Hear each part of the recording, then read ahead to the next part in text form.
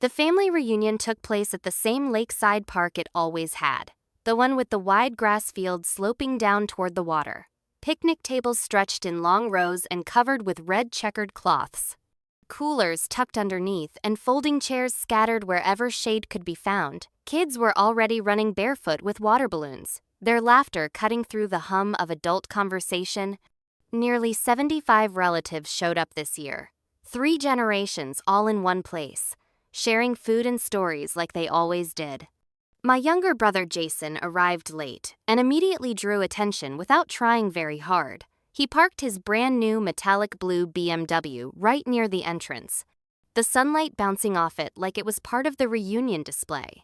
Within minutes, he had a small crowd around him, explaining trim packages and horsepower with practiced confidence, bragging about the lease payment and how his new sales director role made it easy to afford.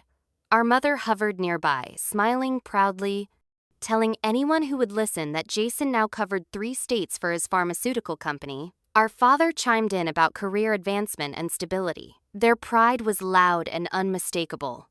I stood in line at the buffet, filling my plate with potato salad and grilled chicken, listening to Jason out of habit more than interest. This was how reunions always went. Jason presenting evidence of success, our parents glowing, and me quietly existing on the sidelines as the older sister who had chosen a less traditional path. My plate was nearly full when Aunt Linda stepped up beside me, loading her plate with coleslaw.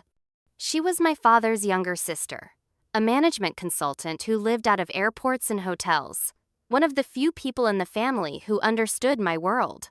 She smiled warmly and said my name, telling me it had been too long since she last saw me, then casually asked how the $890,000 consulting contract was going and whether it was nearing completion. The effect was instant and dramatic. Conversations around us stopped. Jason froze mid-sentence about engine specs. My parents turned from the dessert table with identical expressions of confusion. Someone dropped a fork. Our father demanded to know what contract she was talking about.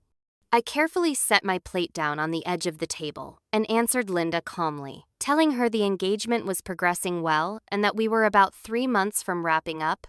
That the client was satisfied with the work so far. Linda continued speaking without realizing what she had triggered, mentioning the potential extension and how it could push the total value well past $1 million. Our mother approached us slowly, her hands trembling as she asked what Linda meant. Linda finally noticed the tension and looked between us, realization spreading across her face as she realized my parents had no idea. I said quietly that we had never discussed work in detail